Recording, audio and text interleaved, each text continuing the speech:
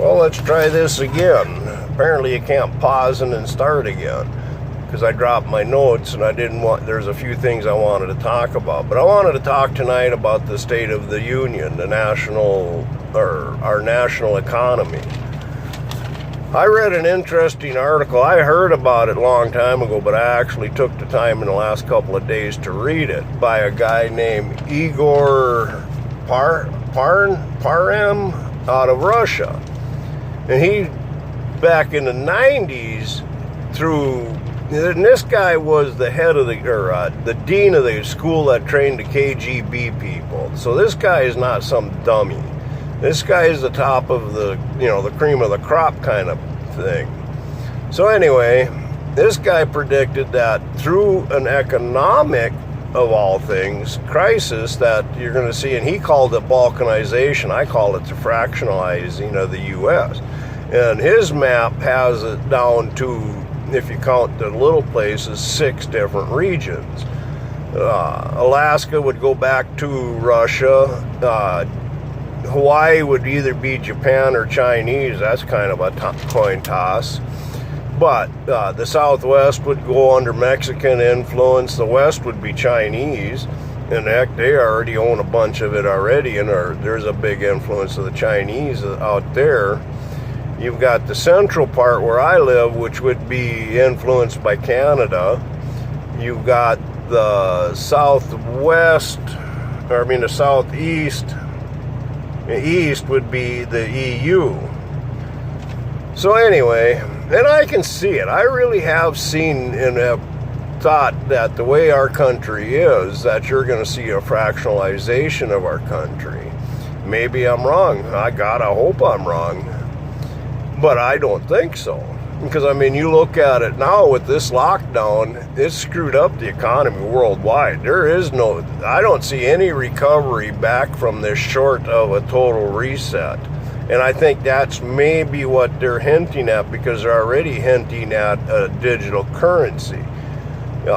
Bill Gates just recently, within the last month, applied for a patent to have something in your body that'll do that stuff, and I'm probably one of the most computer illiterate people there is, so yeah, do like I do. Go ask your grandkids, because they can explain it. But anyway, if you look at our debt, right now we're at $25 trillion in debt. Last month, our debt went up $1 trillion, the fastest growth in history. We've lost $9 billion in GDP.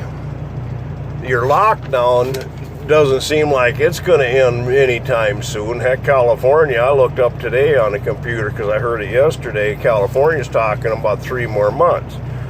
And I looked it up today, and yes, it's going to be a 3-month easing into whatever you want to call it. So, there goes your whole summer. So, what are the people going to do? You're already starting to see people starting to go stir crazy coming out. Heck, there was a big riot out there in Sacramento, California. And there's, most people, you've probably seen the stuff going out there in Michigan, where the militia surrounded, the state capitol or the governor's mansion. And, of course, Sean Hannity, this is the propaganda BS of our news media. Sean Hannity, I'm the biggest Second Amendment supporter there is, but these guys surrounding her, they're intimidating. Well, it's all right for the fucking government to intimidate the people, but not for you. Excuse my language, sorry. But this is the stuff that gets me riled up. Because it's okay for them, but not for you. Because they're better than you. They're more equal than you, as George Orwell said in,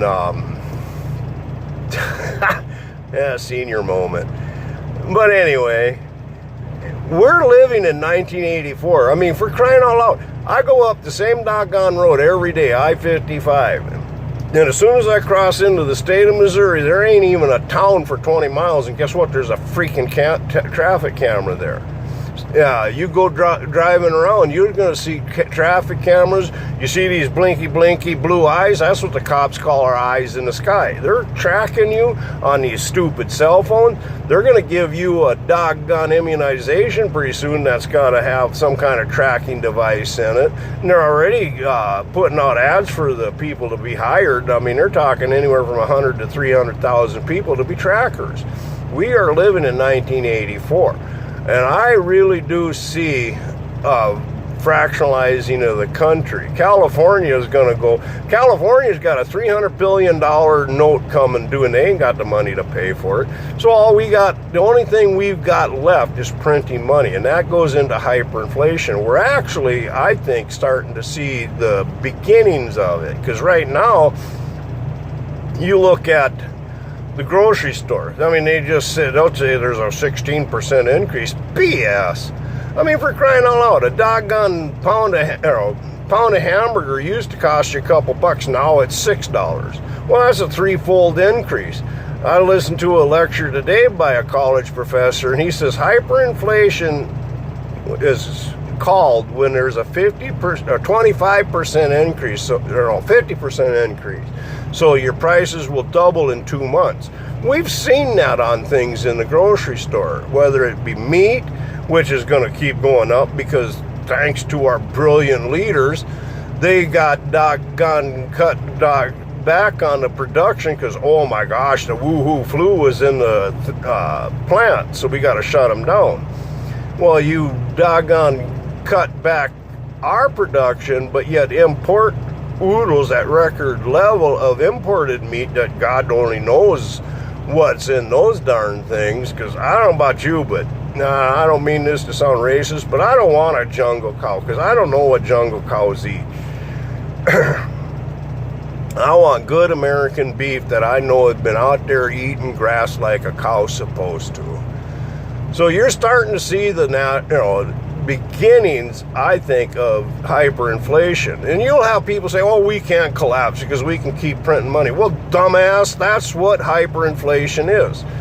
Hyperinflation, you can just keep printing money. How did that work out for Zimbabwe? How did that work out for the Weimar Republic? Argentina? I mean, you can go on and on. There's all kinds of doggone examples of economic collapse. The one that sticks out in my mind, the one that I studied first, was the collapse of Russia. And the thing that sticks out to me was when they were in the midst of their collapse, how our news media was saying, oh, the pensioners are so poor they have to eat dog food.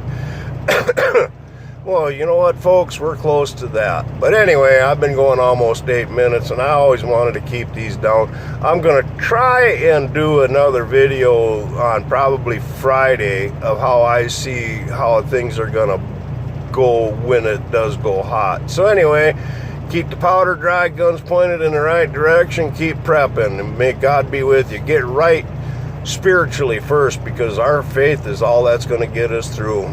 See ya.